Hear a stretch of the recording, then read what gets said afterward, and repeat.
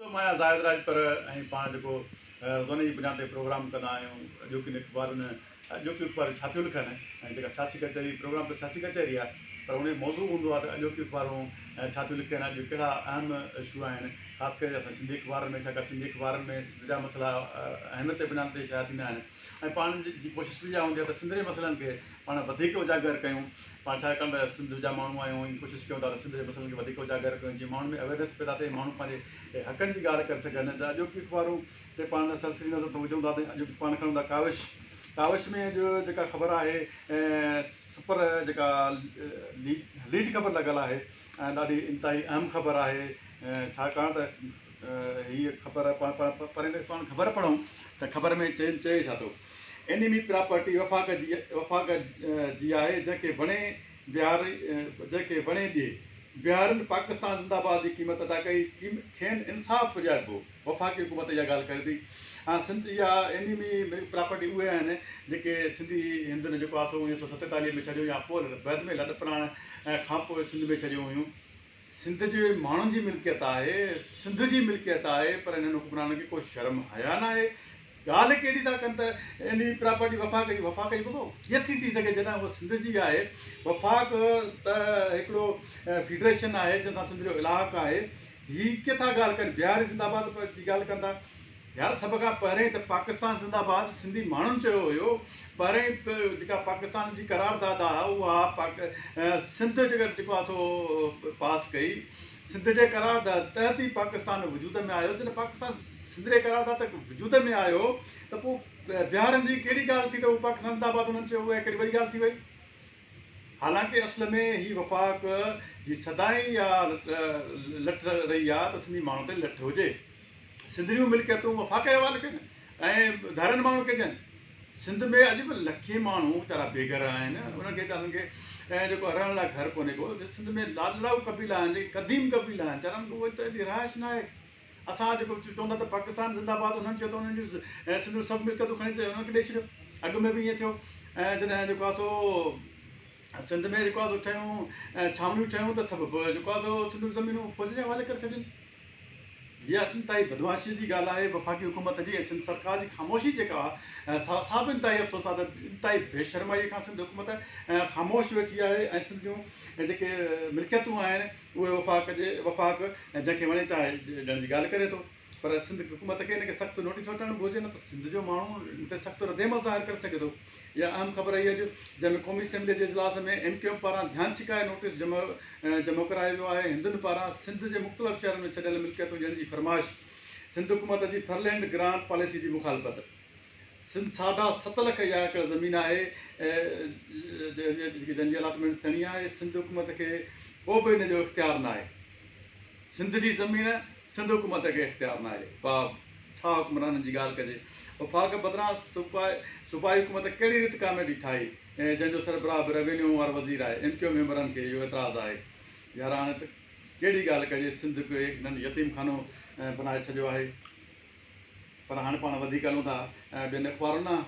ऐं ॿियनि अख़बारुनि में वरी जेको आहे सो आहे पंहिंजी अख़बार सभ खां सिंध में वधीक विकिरो थींदड़ पंहिंजी अख़बार उन में जेको आहे सो हिकु सुपर लीड आहे जंहिंमें साॻियो इशू इहो खयो वियो आहे एनिमी जेको आहे प्रॉपर्टीज़ वारो जॾहिं त ॿ लीड ख़बरूं आहिनि जंहिंमें हिकिड़ी इमरान ख़ान जी आहे ॿिया ॿी बिलावल ख़ान ज़रदारी साहिब जी आहे हाणे जेको चए थो त बिलावल भुटो ज़रदारी चए थो त PTM बोज़दार इमरान ख़िलाफ़ु बेतमादी रिथा हाणे त हुकूमत सुभाणे टही पवंदी यार का शर्म जोगी ॻाल्हि आहे यार पाण तव्हां PTM में रहणु नथा चाहियो PTM में की तव्हां अलविदा चई छॾियो आहे चओ था त PTM कम जी न आहे हाणे वरी मुतालबो बि PTM खां था कयो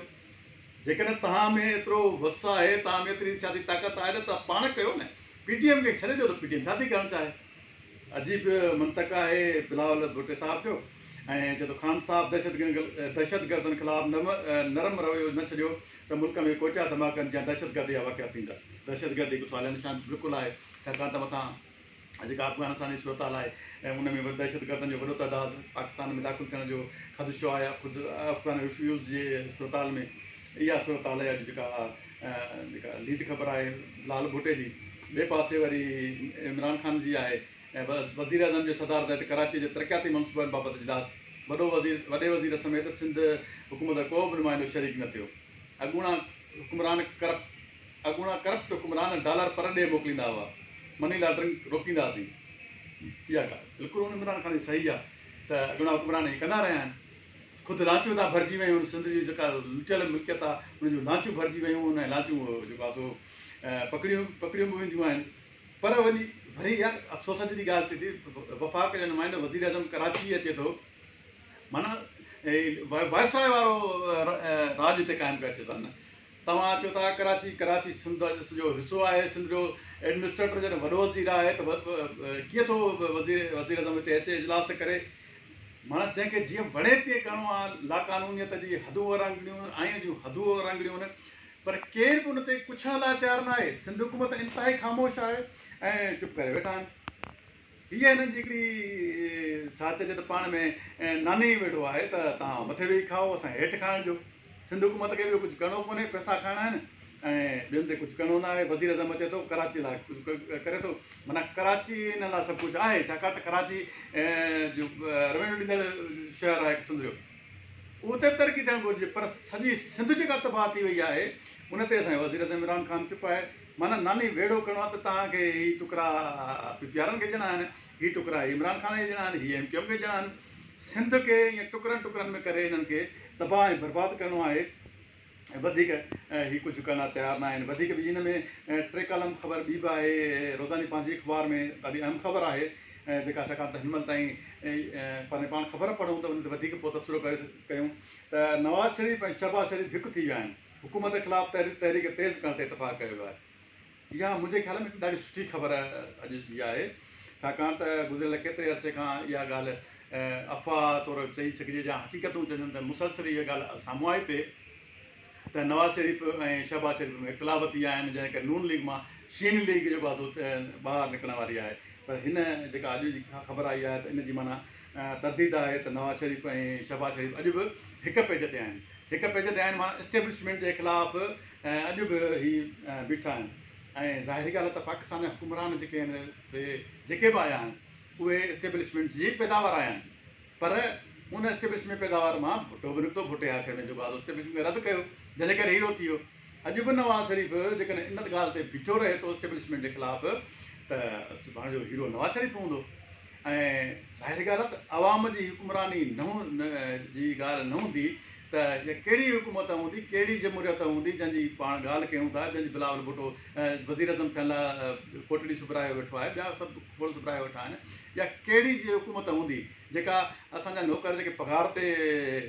बीठल आहिनि उहे असां ते हुकुम हलाइनि, उन्हनि जूं पॉलिसियूं हलनि ऐं असांजे अवामी नुमाइंदे जी पॉलिसी न हले, उहो हिकिड़ो गुरड़ो थियो वेठो हुजे। त इहा ॾाढी हिकिड़ी पंहिंजी सुठी ख़बर आहे इन सिलसिले में। ऐं पाण वधीक वरी ॿियनि अख़बारुनि न हलूं था ऐं सोभ जी पाण ख़बर ॾिसूं त सोभ में बि तक़रीबन साॻी ख़बर आहे, बिलावल भुटे खे लीड कयो वियो आहे ऐं इमरान ख़ान खे सुपर लीड कयो वियो आहे। हिन में एनीमीअ वारी जेका ख़बर आहे उहा सोभ में नज़र मूंखे नथी अचे, पर ॻाल्हि साॻी आहे त बिलावल भुटे जेका पाण ॻाल्हि कई हुन में ऐं इमरान ख़ान जी पाण अॻिते हलूं ऐं पाण कोशिशि कंदासीं त का ॿी सुठी का ख़बर हिन मां कढूं। सुठी ख़बर थिए थी पर इंतिहाई भयानक ख़बरूं थियनि थियूं जेके माण्हूअ जो लहू लर्ज़ाए थी छॾनि। ऐं जीअं त ॾिस जेको आहे सो हिंगोजा में प्यार पढ़ने तां क़तलु कयल कामरान लाल कंहिं नारीअ जे वारसनि में ठाह न थी सघियो आहे। इहा सुठी ॻाल्हि आहे त ठाह न थियणु घुरिजे। जेके बि क़त्ल जा मामला आहिनि, जेके बि क़त्ल थियनि था उन ते ठाह न थियणु घुरिजे, उन ते कानून हरकत में अचे। जीअं हाणे ताज़ो खिल जोॻो असांजे वॾे वज़ीर बयानु ॾिनो त सरदारनि जे ज़रिए असां जेको आहे सो सिंध में कबीला आहिनि नंढा, बाबा पोइ सरदार नंढे ताईं न बेरणा आहिनि त पोइ कोर्टूं बंदि करे छॾियो न, कोर्टूं हलाइण जो तव्हांखे जेको आहे कहिड़ो जवाज़ु आहे। कानून जी हुकुमरानी ते क़ाइमु थियणु घुरिजे। जॾहिं कानून जी हुकुमरानी न थींदी त इहे मसइला थींदा रहंदा। बहितर इहो आहे त बदअमनी खे ख़तमु करण लाइ तव्हांखे कानून जी हुकुमरानी खे मज़बूत करिणो पवंदो। पाण चवंदा हाणे इबरत जे तरफ़, इबरत में सुपर लीड जेका सो सिंध काबीना नेब खां BR तहत उगाड़ियल 1.5 अरब रुपया वापसि वठण जी मंज़ूरी ॾेई छॾी। सिंध काबीना साईं हाणे BR नेब हाणे ॻाल्हि कहिड़ी था कनि यार। त हाणे जेका हिननि जेका ॿई अफ़ीसरशाही सां सिंध जे हुकुमरान आहिनि, सिंध सां जेका विधन कई आहे, सिंध सां जेका जुठ कई आहे, सिंध जे तइलीम जा, सिंध जे सिहत जा, सिंध जे पाणीअ जा अरबे रुपया खाई विया आहिनि। हाणे उहे जेके पाण वापसि करण तयारु न आहिनि, पर जेका अमरनि वापसि कया आहिनि उहे चवंदा सिंध पइजो, ऐं जीअं उहे ई पाण ई वरी हड़प करे सघनि। उन खां सवाइ ॿियो जेका लीड ख़बर आहे उहा वज़ीर अज़म जी साॻी आहे, जंहिं ते पाण ॻाल्हि ॿोल करे चुका आहियूं। ऐं उन खां पोइ वरी हिकिड़ी टे कालम बक्स ख़बर इबरत ईअं आहे त सिंध हाई कोर्ट जे चीफ जस्टिस अहमद अली शाह जे इनकार बावजूदि जुडिशल कमीशन पारां एडॉक जज तौरु मुक़ररी जी हिकिड़ी सिफ़ारिश कई वई आहे। यार छा कजे, सिंध लाइ जेके सिंध सां विसाघातियूं थियनि थियूं, सिंध सां जेके जुठियूं थियनि थियूं, कंहिं ते ॻाल्हाइजे। आख़िरकार सिंधी जजनि कहिड़ो ॾोह कयो आहे यार, त हुननि खे पंहिंजो अहलियत मेरिट जे बुनियाद ते सुप्रीम कोर्ट में न रखियो वञे। अफ़सोस ई हिन ॻाल्हि ते करे सघे थो सिंध जो पाकिस्तान जी हुकुमरानीअ ते। आइन जी खुलम खुला लताड़ थिए थी, केरु पुछण लाइ तयारु न आहे। जंहिंजे ख़िलाफ़ु वकीलनि त कल्ह एतिराज़ जो सॾु ॾिनो, वकीलनि पारां सख़्तु एतिराज़ कयो वियो आहे। हिन जो हक़ु आहे अहमद अली शेख जो, जेकॾहिं अहलियत जे बुनियाद ते, मेरिट जे बुनियाद ते, सीनियरिटी जे बुनियाद ते उहो जज थी सघे थो, त मूं मुस्तक़िल जज कयो वञे। एडॉक जज जी आख़िरकार अहमियत कहिड़ी आहे? का बि अहमियत कान्हे का। त हिकिड़े बासलाहत जज सां एॾी विसाघाती न थियणु घुरिजे। ऐं जेकॾहिं थिए थी त माण्हू ॾाढो हिन में अहसास महरूमी पैदा थींदी सिंध जे जजनि में, सिंधी माण्हुनि सां, सिंध जे जजनि सां, सिंध जे वकीलनि सां, सिंध जे कामरनि सां सदाईं तसबा रवैयो इख़्तियार कयो वियो आहे। मुलाज़िमत जे बुनियाद ते वफ़ाक़ में जेके मुलाज़िमतूं आहिनि उन में जेका सिंध जो कोटा उन ते बि पूरो नथो लॻो वञे, कोटा ते पूरो नथो लॻो वञे। जेका नौकरियूं ॾिनियूं वञनि थियूं उन्हनि में ॿिया बि सूबा आहिनि। अहिड़ी जेकॾहिं जुट सिंध सां जारी रहंदी त सिंध जे माण्हुनि जो आख़िरकार यार छा थींदो। इहे अॼु जूं ख़बरूं हुयूं, जेके अहम ख़बरूं हुयूं, पाण हिन ते तबसरो कयो। ऐं जेका सूरत साम्हूं ई तव्हांजे ॾाढो रखीसीं। तव्हांखे असांजो प्रोग्राम कीअं थो लॻे, जेकॾहिं तव्हांखे प्रोग्राम असांजो वणे थो, का ॻाल्हि सुठी लॻे थी, या हिन में का खोट आहे, का कोताही आहे, त पंहिंजे राय खां आगाह करणु न विसारींदा। अॼोके प्रोग्राम में पंहिंजे मेज़बान ज़ाहिद राजपर खे ॾींदा इजाज़त। वरी पाण सुभाणे इंशाल्लाह उमेदु आहे त पाण सुभाणे सुठियूं कोई ख़बरूं मिलंदियूं, ऐं पाण सुठियुनि ख़बरुनि सां तव्हांजे साम्हूं हूंदासीं। ज़ाहिद राजपर खे ॾींदा इजाज़त।